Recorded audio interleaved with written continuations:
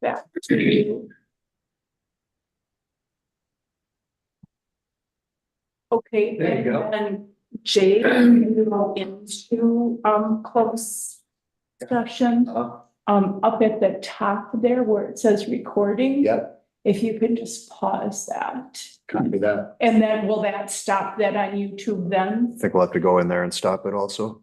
You just do the more stop live. Okay, perfect. Okay. Yeah. Okay. Copy. Thanks, You everyone. guys got that? Will you click Virgin. will you click maximize before you? Sorry. It's okay. Oh, There we go. there we go. Perfect. Thank you. Thanks, Virgin.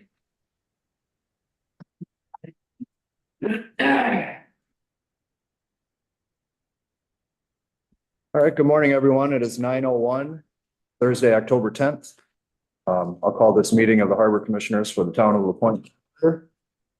With us this morning, we have Jay Wiltz, Present. Susan Widmer, Here? Michael Collins, Here. myself, Zach Montang, Glenn Carlson, Here. Evan Erickson via Zoom, and Lauren Bertol via Zoom. What's the, is that Katie? The other I believe that's unknown Katie, number there? yes.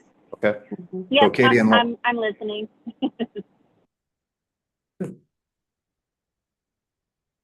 We also have Cal and Robin here from Miffle. We'll move on to public comment.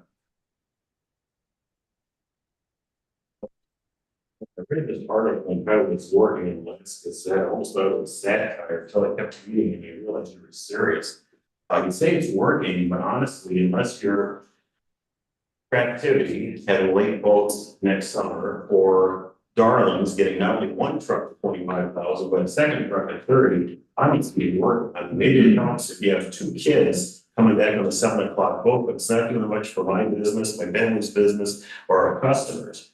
I mean, this article almost reminds me a little bit of the movie Animal House towards the end. And I don't mean the scene when the bunny girl goes flying through that kid's bedroom, lands on the bed, and the kid says, "Thank you, God." I mean, at the end, when Kevin Bacon is saying, "Stay calm, all is well." It really isn't, guys. Go ahead, John. Not a public comment, I guess it's a question, so maybe you can put an answer or whatever. With the deliveries for the fluids and stuff like that, because there's suppliers things on the other side. Will that be the option open to like me when I get a huge spool of wire? My supplier drops stuff on the other side, it comes across on the blue cart. I have to lift it up into my van and take it. If I can use the service where they just drop it off at the job site and I push it off, I figure that amount into my estimate.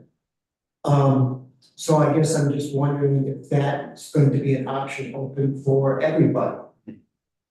Thanks. We have one more that came in, email from Ben and Sarah Schramm that I'll read aloud. They ask that we please consider raises for all Miffle captains and crew that worked over Applefest. They worked hard with large crowds of people, long lines of cars, and in adverse weather conditions.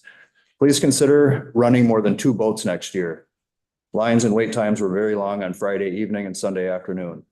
Running more ferries will obviously take some stress off crew and passengers alike during one of the busiest weekends of the year. With your consideration, Sarah Schramm. You don't have any more public comment? Let's move on to the minutes of the Thursday, September 19th meeting and the minutes of the Thursday, September 26th meeting. I move that we accept the minutes of the 19th and the 26th. I'll second. Any discussion? All in favor? Aye. Aye. Opposed? Carries. Any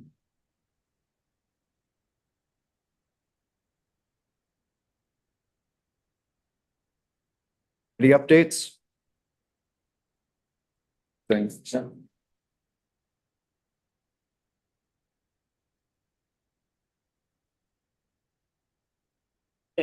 newsletter that's online. I don't know. I think I'm gonna wait for now. Let's move on to Katie's report.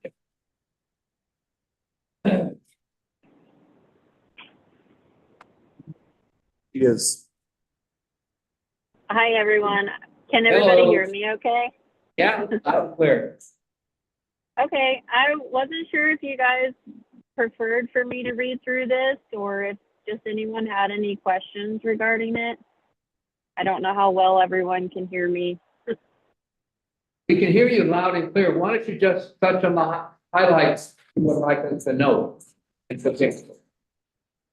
Okay, yeah, just some highlights. You guys can see I have the updates of all the accounts. Yep. And where we're at with the revenue. And Apple Fest weekend revenue was plus of 112,000 this year. That is higher.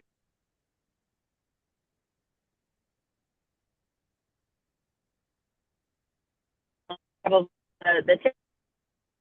not that it's a beautiful They're breaking up. that, but Katie, I was- unfortunately, we're kind of losing you. You're breaking in and out here. oh, okay. When you say Well, one or two it things, is- it works, but then when you say something longer than two sentences, it cuts out. Oh, okay. Well, I do have an explanation as to why there were only the 2 ferries running in my report. Mm. Can you guys still not hear me very well? So I've it's a got little you. better, yeah. Okay.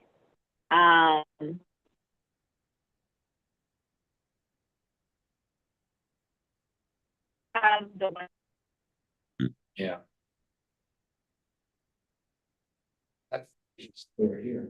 Yeah, it's clear. So I've reached out to Jesse to backdate and cancel the progressive policy.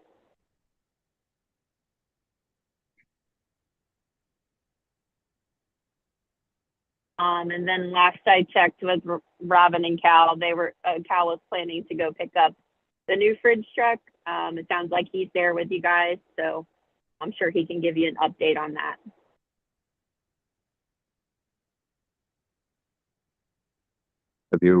Have you picked up the new truck? Yeah, Oh, I don't know if you want me to wait until 8, but, or whatever you prefer. Yeah, let's wait till then. Good idea. And that's all I had for my report. If anybody has any questions, let me know. Sorry, I'm in spotty service. Thanks, Katie.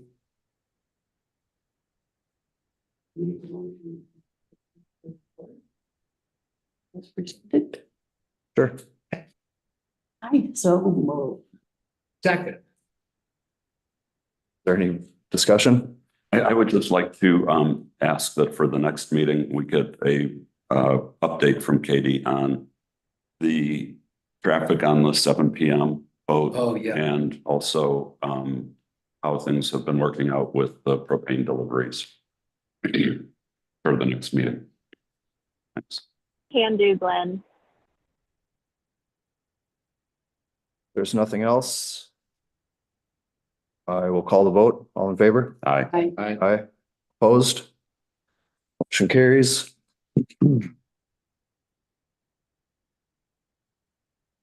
Harbor Commission newsletter conversation? Yeah, thank you. I sort of present that as literally what it says here, conversation. Just the general conversations that come around town about what's cooking in this first year of moving from a private to a public entity. All kinds of stuff pops up, not the least of which is the people's awareness or absence of real understanding about things like trucks or budget process or any of a number of things that maintenance that pops up that gets a boat in or out of service. it's been talked about that is the Gazette the most timely mechanism that we have? And there is one in particular, a volunteer who was a very capable writer, who was interested in putting together what I guess we would call a newsletter, probably online, not a printed thing. But it would be ideally a go-to place for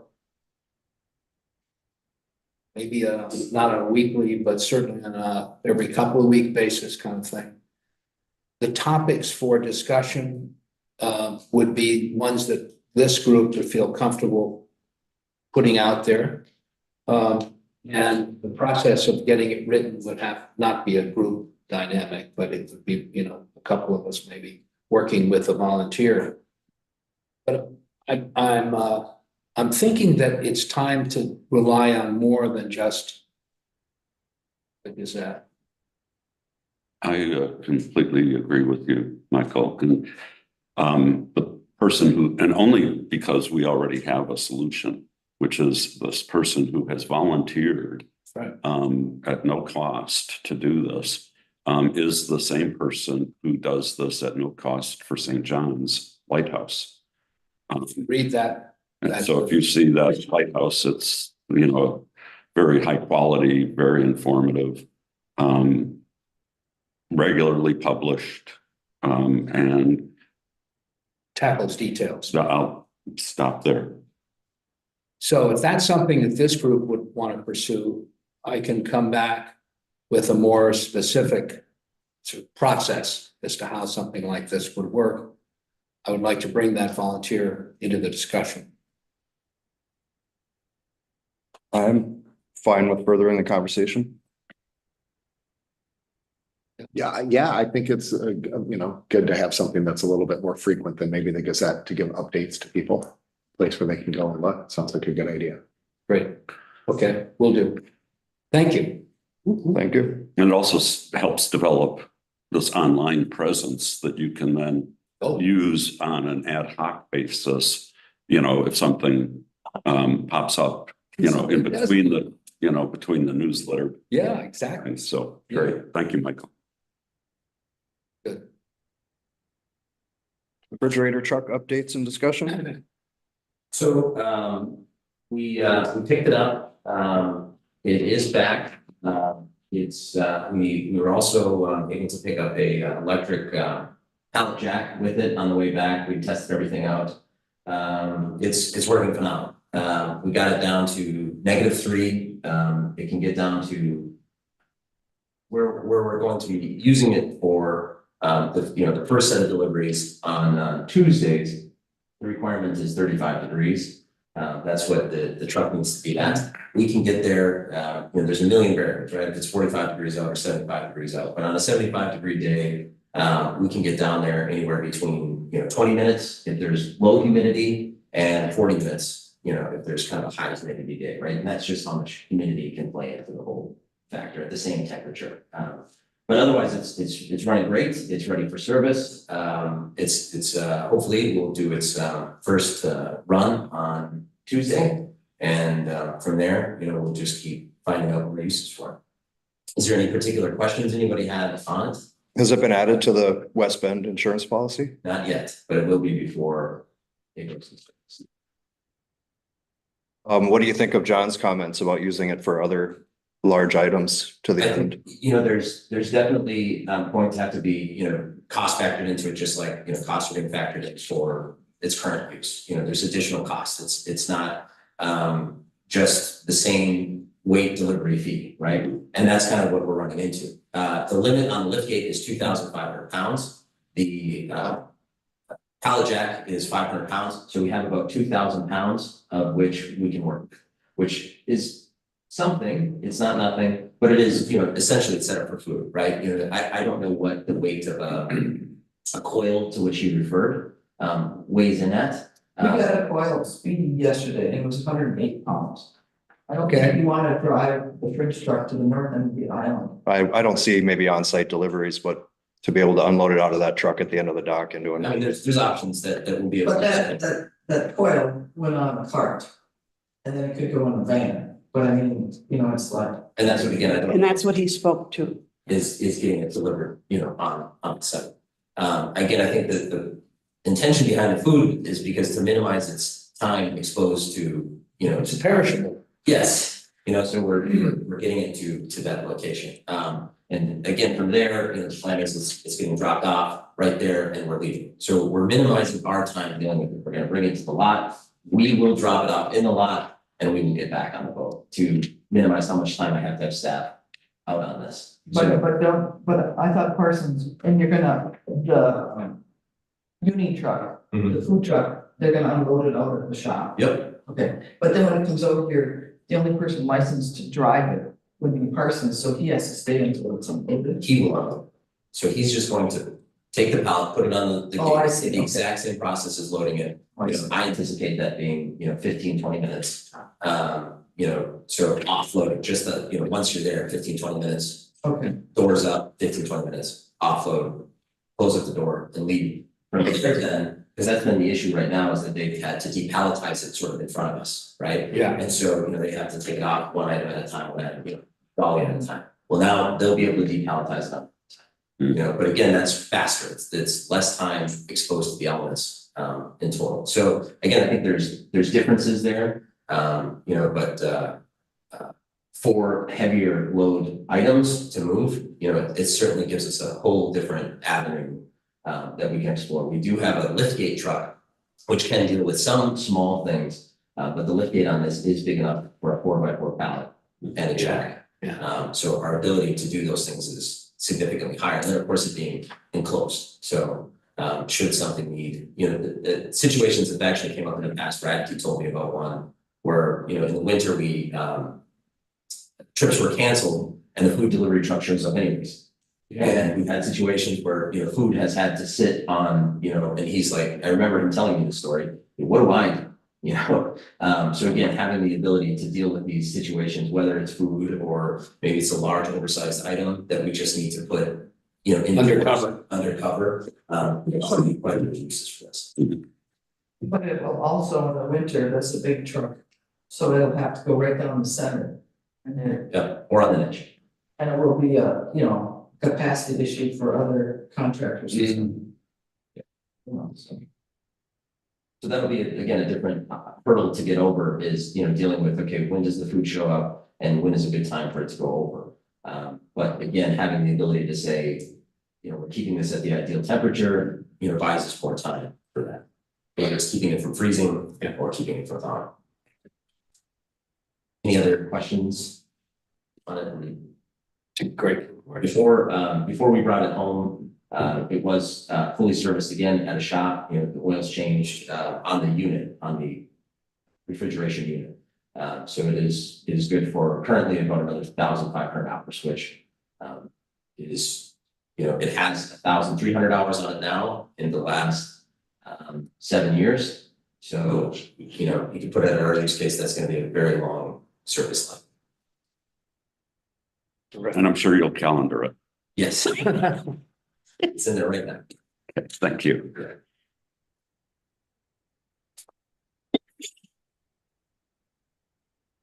There's no further discussion there. Let's move on to the review of the easement request from Greg Nelson.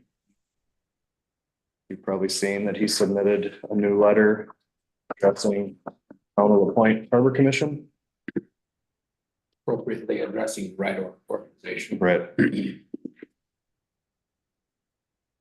In as much as this is gonna have to go to the town board also, I did reach out to the town's assessor. And asked him what he thought of coming up with a value if the Harbor Commission and the town board decided that they did want to grant this easement. And I identified the parcels and he looked on the map at them and responded, and I forwarded it to Katie and Zach and Jay. And he thought that given really the minimal amount of impact that it would have on the town property, and the distance involved. He thought $2,000 to $3,000 would be a reasonable price to give that easement. And I'm guessing it would be a non-exclusive easement. So that's all I have to say. Would the absence of that exclusivity be a problem for Greg? I can't imagine it. I doubt it. Yeah, okay, good. That's, I mean, it's just, yeah, I think the important part to remember is that the easement is within the side yard setbacks and mostly on the road right of way. Yeah. It's a pretty much unusable piece. anyway. Property anyway, that he's asking just to access. Yeah, see, it's an issue. I mean, the only thing I can think that we might want to do is to ask him what his intent is for that adjacent property, so that we can assess whether we think that that would be not a detriment to our property. And I can't come up with even what it would be that I would think would be a detriment, but I mean, if that would be something that we would want to pursue or not. So that question is a sensible one. What kind of action do we want to take?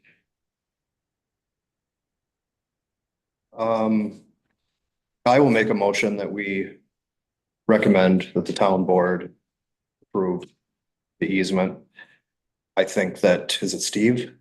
Steve. I think that his valuation is a little high considering the impact. But I will leave that to the town board, I guess, to decide. I second that I agree that it's probably the town's board's decision to decide if they want to have any money for it. My recommendation would be because it's kind of an unusable piece that I don't know if we need to get any compensation for it. I'm there too. Well, I'll add that we don't have any money. Let's take anything we can get. Yeah, and he did offer, Greg did offer Exactly. when he He was offered, talking to And we the. could use it. Yeah, I think the question, it's an appropriate question. What's the intent? Use it for? I believe it's to access a lot to be able to sell it and build a residential structure on it, but I don't know that for a fact. Yeah. I mean, whatever he does, he would have to conform with the zoning. Zoning anyway. Yeah, which Yeah. is, that's what zoning's for, I think. I would second your recommendation to recommend to the town to approve the easement. Any more discussion? Do we need any clarification? I guess all in favor then? Hey, Aye. Opposed? Carries.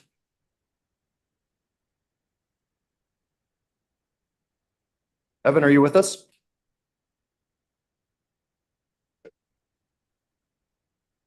Bayfield School Kids Ferry Ridership discussion.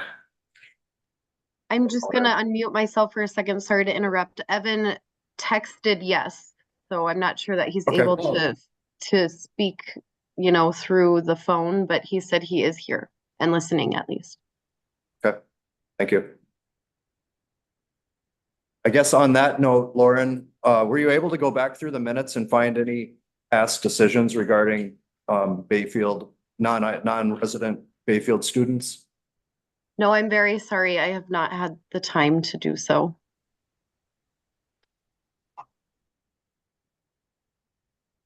Should we table this then until we can confirm past decisions? I will. Well, the contract has not been signed. We are still trying to work out the chaperone issue.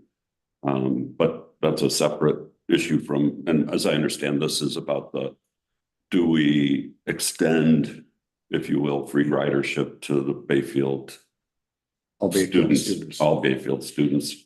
And I'm happy to defer this until we get more information on what we've already approved, but I would be very reluctant to expand the gratis program right now. I mean, we've made a lot of concessions so far And I think let's digest those. I think opening it up to all Bayfield students, I mean, that's hundreds of additional passengers, and I'd rather defer that whole thing until we have a better idea of our budget and our performance with what structure we currently have.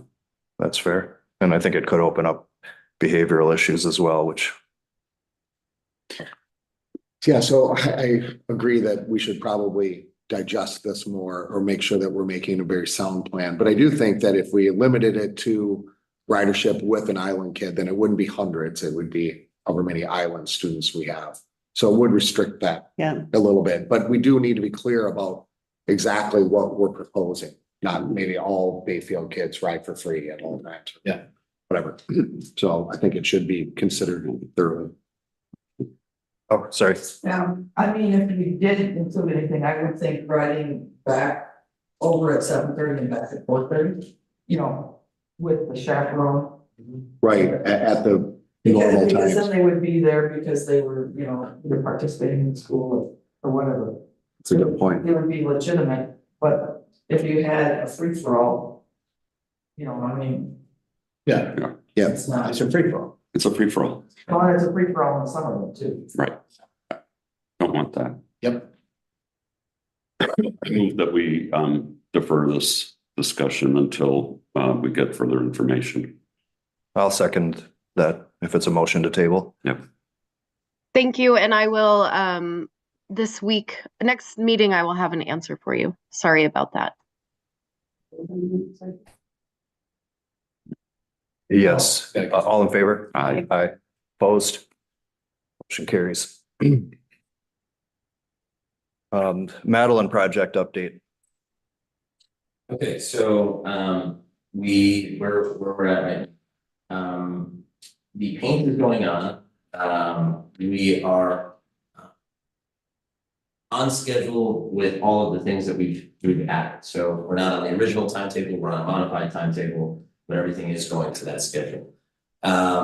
The Coast Guard inspection found, nothing. Ultimately, I did a pre-inspection with Fraser, where we scraped up paint, we did, UT shots of the steel in the areas that I brought up that I was concerned about.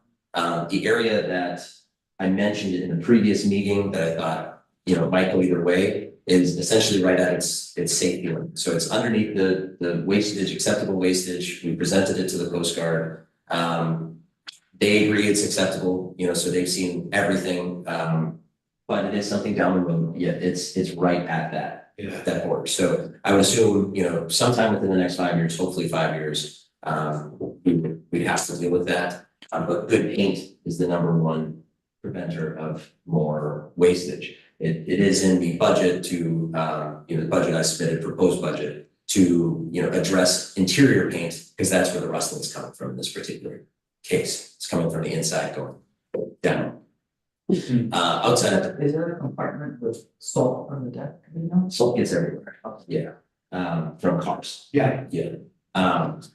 Outside of that, some recent findings, because we were pulling shafts and props to redo the bearings, I always have them do a shaft run out. That's where they test for the straightness and integrity of the shafts. There was a bend found in each shaft, one very small, one significant. I have those already on their way to Collinburg where they can straighten.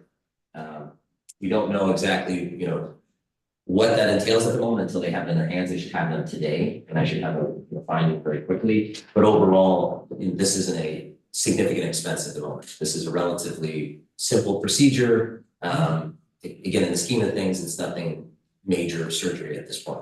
If for whatever reason they're unable to straighten it, well, then that would be the discussion down the road, what do we do? But from the findings that we have right now, there would be nothing preventing the shaft from going back in. Again, this just might be much like props.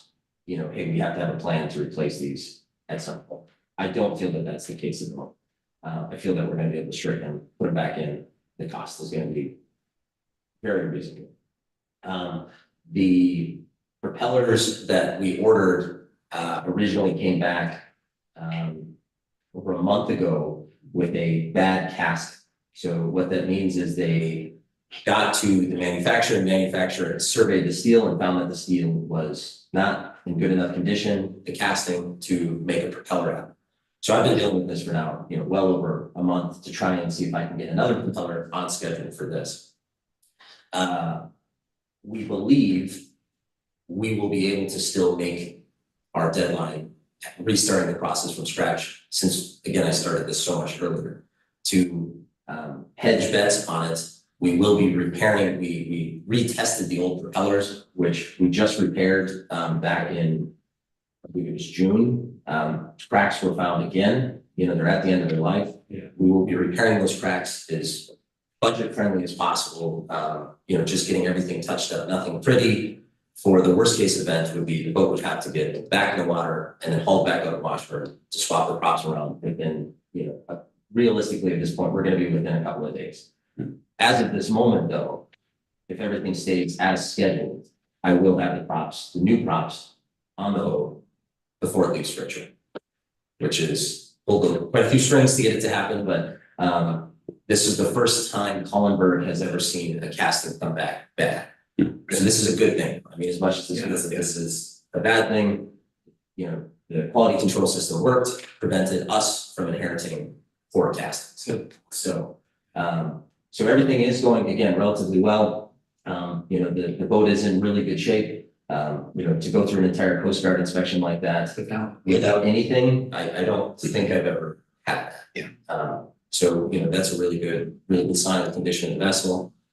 So that's kind of where we're at on that. I'm anticipating at the moment, we're pushing very hard for this date, but 21st is when I'm hoping to have the boat either wet or in the process of being flooded. And I went up there last Thursday, it's quite impressive to be down on that dry dock and look at that hull. 1984, the hull looks really. It's really. I mean, we had to do additional sandblasting, which is that 87,000, but it's, cows into preventive maintenance, and I mean, this is the way to go. And that's the beauty of preserving, and that's really where we needed to get down a little bit further and get to that quality that we need to put that new paint on and keep this lasting. So Great. Any questions?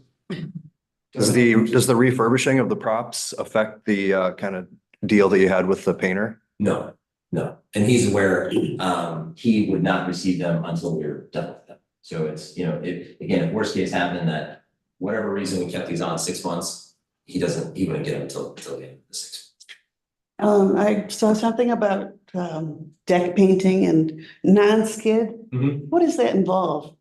It's pretty intensive. Which I've referenced in some of the previous notes. There's different levels of sandblasting. And so that's the first part, is that the non-skid has been on that boat. It's a phenomenal product. It's been on there for over 20 years at this point. We don't have a single paint in the fleet that can last 20 years, but the deck paint, which is seeing the most abuse, it's the same thing they put on aircraft carriers. It's phenomenal. You feel it. We put it on the Bayfield just a couple, last year, to strengthen that. Well, the Madeline is at the end of its life. There's areas that are starting to thin out to the point that there's not the non-skid left, that really heavily textured paint. It's an epoxy really. And you're starting to see the primer, the base.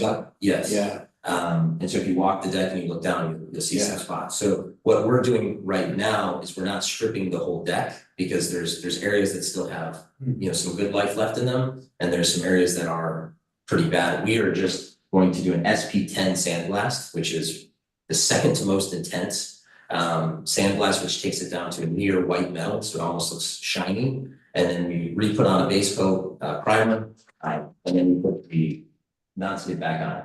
So currently we have, that's where I'm going right now, is to mask all of this out. We have 400 square feet of deck budgeted to replace, and we're going to go out and find, the worst 400 square feet. Ultimately, if it ends up being 500 or 600, that we really need to do, now is the cheapest time. But what we're ultimately trying to do is just tackle the spot before they're wearing away at the time. because we still have good primer there, so the steel hasn't been compromised. There's no salt in the steel. That's what we're trying to prove. Yeah. Does that answer the question? Oh, yeah. Okay. Thank you. Go ahead. I just have a question. I submitted to Katie already to get into the shipyard before they even touch the boat, we had to pay $119,000, which is 30% of what the original bid was. Okay. When it comes out of the shipyard, like within a week, they will send us the balance of the bills. My proposal is to send that directly to the Harbor Commission, because we don't have the cash flow to wait, pay it, and then wait to get reimbursed. So it will, you know, it's gonna be probably 300 plus 87 plus whatever. You know, to finish it up. And we need to keep on good relations with Fraser. I mean, we can't wait to pay the bill, we need to get it in right. It's the same agreement we have with like our fuel suppliers and other suppliers, you know. You don't want to be the one waiting to pay the bill. Are there any issues that would prevent us from acting quickly? Not that I'm aware of. I'm staying up there right now too, so I don't know if anybody wanted to see the vessel while it's out of the water. I can take a guess, we just have to do a safety course. But that's where I'm heading right after this. Oh, that would be cool. Yeah, I would love to do it. You're getting photographs. Oh, I have tons of photographs, yes. It's my anniversary, I will go for sure. I'll get in trouble. Take her on a date to the shipyard. Thank you. Paying for that for a long time. It's pretty neat. Yeah. I could probably go. You might have a. There we go. Yeah, awesome, excellent. My And I- husband may want to come too. What's that? My husband may want to come too. Yeah, I don't think that would be. He wouldn't even bust an anniversary, he'd go on as an. That's great. Yeah. But you gotta leave when.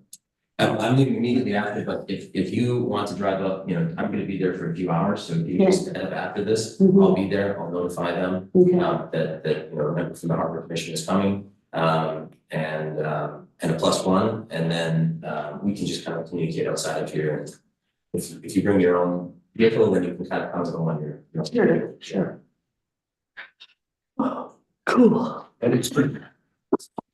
Robin, I do believe that the town board approved the $120,000 expenditure at our meeting on Tuesday night. Yeah, I had that plus Midland Yeah, there were a few things, yeah. and then the Robbins. Okay, thanks. If we don't have anything else on the Madeline project, we could move on to the Harbor Assistance Program grant resolution. Thank you for drafting that, Cal. I'll move that the Harbor Commission adopt the resolution. Authorize that to sign it. Second. Any discussion there? All in favor? Aye. Aye. Opposed? I have a quick question. Maybe it's for Cal. Are you going to be submitting this to Mike Halstead? I would assume that's who gets it, or do Katie or I need to submit it? And who needs to sign it? These are two different things. One is the resolution of the Harbor Commission. Authorize Zach and Cal and Katie to sign whatever documents are necessary. Right. That resolution just needs to be signed by Zach. Which it's just the resolution that authorizes Cal and Zach and Katie to sign the actual application. And the commitment to the fund. And the commitment, yes. Yeah, so that is Okay. item number 6 is our commitment. That again is signed just by Zach. And Okay, so from there, all I would need is the original or a copy or something, and I can forward that along to Mike Halstead. The due date, I believe, remember, it was either the 15th or the 16th. So I've just gotta, once we have that, I'll send that along, and then we have a meeting with, a tentative meeting with Mike Halstead for next week, to release. Thank you for the clarification. So did we vote on that? Yeah. Okay. Yes. Yes, you're good on that. So next up, we have the approval of bills. And we have MIFL reimbursements for September in the amount of $205,495.71. And I will move that we pay that amount, approve that amount. I can second that. Any discussion? All in favor? Aye. Aye. Opposed? Motion carries. I think I'll move that we move item 14 to the end. Second. All in favor? Aye. Aye. Future agenda items.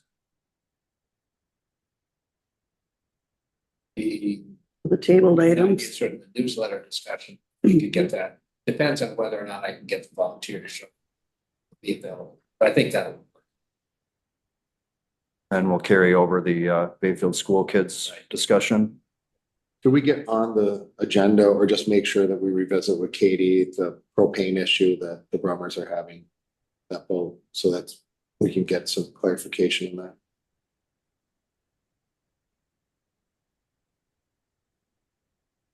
Anything else? What do we think about meeting dates then? Next Thursday would be the 17th, otherwise the 24th. There is a town board meeting October 22nd. So if for example, there were more bills to approve or anything else to go to the town board, maybe having a meeting next week on the 17th would be good. If not, the 24th or even the 31st, because then the town board wouldn't meet again until, wow, not until November 12th, Glenn? We're skipping the 11th. That sounds right. I Yeah, think it might come down to when we see this final invoice from Fraser. Might necessitate a meeting. I don't know if we would have it by the 19th, and then the 24th is after the town board meeting. mm-hmm. I will have all of September expenses ready for next Thursday. Which includes the first Fraser payment, the 119. Okay. Well, let's plan on next Thursday at 9 then. Okay. That's good.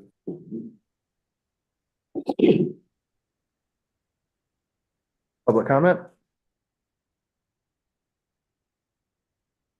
Wait, not me bitching about the time of this meeting. I'm gonna read an excerpt from the Washington Island Observer, which is their version, what's some version, like I said, it's a little more in depth than Evan. On community news, and this regards the Washington Island Town Board. On one more long-running issue, the board voted unanimously to eliminate time constraints on when board committees can meet. Previously, the board had a rule that committees could not meet before 6 p.m. so that community members could attend. However, some of the committees could not meet in the evening because of some members' previous commitments, so the time had been changed to 3 p.m. Ronzai was on the town board, and the rest of the board agreed that the rule was not needed and had added emphasis originated because some years ago, one committee had intentionally scheduled meetings at very inconvenient times to intentionally keep public attendance low. The board unanimously did away with the time constraints with the resolution that added emphasis, the committee should schedule meetings at a time that would facilitate maximum attendance by both committee members and the public.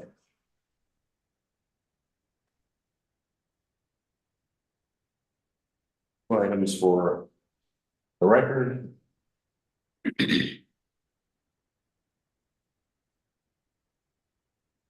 All right, let's move on to review of the MIFL management contract.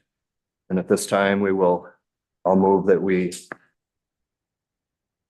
go into closed session under state statute 19.851E for the purpose of deliberating or negotiating the purchasing of public properties, investing of public funds, or conducting other specified public business.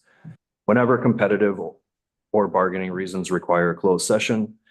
If the commission goes into closed session, it will reconvene in open session before adjourning. Go into closed session. I'll second. I think I did move it so that. Oh, It'll be a there you second. did. Second. Oh, roll call vote. Jay Wiltz, Yep, aye. Susan, Yes. Michael, Yes. I'm a yes. Glenn, Yes. Evan, Evan wrote in the chat, I don't know if this counts as an actual vote, but he said, I'm heading to towns shortly and I'll come into town hall. If a vote for closed session comes, I say yes, and he will come into the meeting whenever he gets into town. Don't know if that counts as an actual vote. Glenn, I don't know if you know. Oh, I'm gonna say it's good. I'm gonna say it's great. Yeah. All right. If someone could make sure the door is shut and then, It is. The door is shut, Lauren. and now you I just. think Jay has to pause the meeting, right? Oh, he's got it. Never mind. okay, and the YouTube.